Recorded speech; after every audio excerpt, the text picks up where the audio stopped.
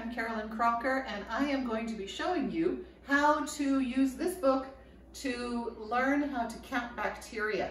And what we're going to be doing, actually is inside the book, the instructions, but what we're going to be doing is we're going to be figuring out how many bacteria are in this probiotic yogurt.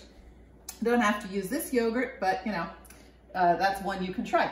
All right, so in order to prepare for this experiment, before I even started this, I added boiled water to 6 cups and also to a cup that contained a teaspoon and a tablespoon measure and a spatula. The reason is because I wanted things to be as sterile as you can get them in a home environment. So that's good enough. So I cleaned these cups with boiled water, let it stand for a little while, poured it out. And I did the same with this. Now we're going to do the actual experiment. Here I have water that has been boiled and then cooled down to room temperature. And what I need to do is 1 in 10 dilutions. But first, let me just show you our agar plates. This is MRS agar, where lactobacilli are grown. And this is the bottom of the plate where the agar is. This is the top. I have labeled the bottom with my initials and also with the number of the plate. I'm actually going to also label it on the top just for clarity's sake, just so that you can see which plate is which. And I'm just going to label them 1, 2, 3, 4, 5, 6. All right, now we are going to start our dilution series. We want to do 1 in 10 dilutions. What you need to realize is that a tablespoon contains 3, each tablespoon is 15 mils, a teaspoon is 5 mils. So if you use 3 tablespoons, and 1 teaspoon, you get a 1 to 10 dilution. So here we have, we're going to put 3 tablespoons in each of our cups.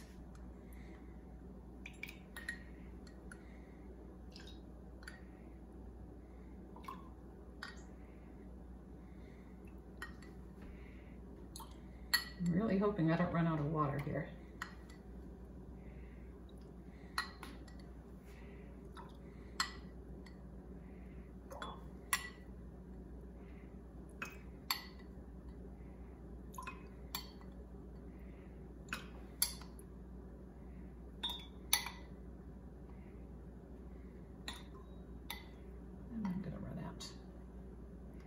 That's okay. I'm just going to get filtered water from the fridge because you know what?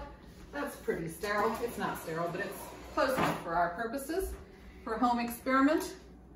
Okay, 1, 2, and 3. Okay, so that is actually 9 teaspoons I've just added because there are 3 teaspoons in a tablespoon. So I've added 9 teaspoons to each of these. Now I'm going to use my teaspoon measure and I'm going to take 1 teaspoon of my yogurt. 1 teaspoon. See if I can get a flat teaspoon here. I do want it to be flat. That's it. Okay, and we're going to mix that into the first cup. And give it a good mix. Get it off the side. Give it a really good mix.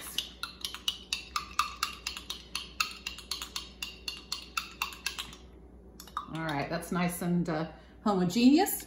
Now I'm going to take 1 teaspoon of that and I'm going to add it to the next cup. And I'm going to give that a good mix. I'm going to take 1 teaspoon of that, add it to the next cup and give it a good mix.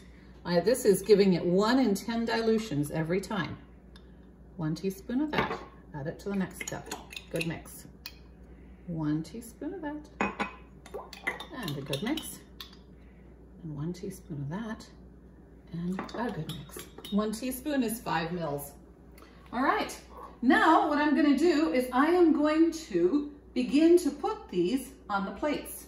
I'm going to start with the biggest or with the largest dilution because that has the least bacteria in it. And so if I work my way this way, I don't actually have to change the teaspoon. I can just use the same teaspoon. So I'm going to, the plate is on the counter the right way up. I'm going to take the lid off and I am going to put a teaspoon of that in here and just leave it. I'm going to take the lid off this one, take a teaspoon of that, put it on here, leave it.